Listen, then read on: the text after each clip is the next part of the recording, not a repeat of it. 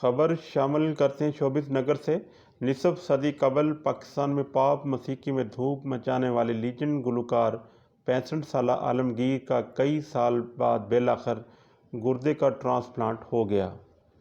درجنوں مقبول گیت گانے والے عالمگیر گزشتہ 1.5 دہائی سے گردوں کے مرض میں مبتلا تھے۔ عالمگیر میں 2004 میں گردوں کی بیماری کی تشخیص ہوئی تھی اور ان کے گردے تقریباً ناکارہ ہو چکے تھے اور وہ کئی سال سے ڈائلسس کے سہارے چل رہے تھے۔ ڈاکٹرز نے انہیں 1 دہائی قبل ہی گردوں کی ٹرانسپلانٹ کا مشورہ دیا تھا، مگر انہیں ان کے گروپ کے گردے نہیں مل رہے تھے۔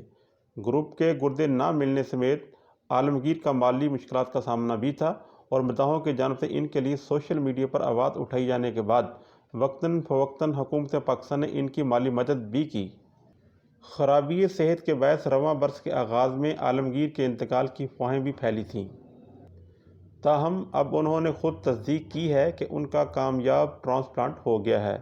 عالمگیر نے اپنی فیس بک پوسٹ میں گردے کے ٹرانسپلانٹ کے بعد اہل خانہ کے سے کھنچوائی گئی تصویر شیئر کرتے ہوئے مختصر پوسٹ میں بتایا کہ ان کے گردے کا ٹرانسپلانٹ کامیابی سے ہو گیا ہے۔ گلوکار نے ایک روز قبل بھی اپنی فیس بک پوسٹ میں مداحوں کو بتایا تھا کہ کئی سال بعد بالآخر انہیں ان کے گروپ کا گردہ مل گیا ہے اور اب ان کا ٹرانسپلانٹ ہو گیا ہے۔ عالمگیر بیماری کے باعث 1.5 دہائی قبل ہی امریکی ریاست جارجیا کے شہر اٹلانٹا میں موجود اپنے اہل خانہ کے پاس چلے گئے تھے اور ان کے ڈائلسس سمیت دیگر علاج وہیں پر ہو رہا تھا۔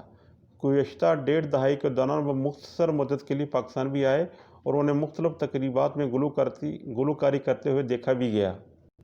عالمگیر خرابی صحت کے باوجود فیس بک پر مداحوں سے رابطے میں رہتے ہیں اور مداحوں کی جانب سے صحت کے لیے دعائیں اور مدد کے لیے ان کا شکریہ بھی ادا کرتے رہتے ہیں۔ خیال رہے کہ عالمگیر کی پیدائش سابق مشرقی پاکستان اور حالیہ بنگلہ دیش میں ایک سیاسی گھرانے میں ہوئی تھی اور وہ محض 15 برس کی عمر میں مغربی پاکستان منتقل ہوئے تھے۔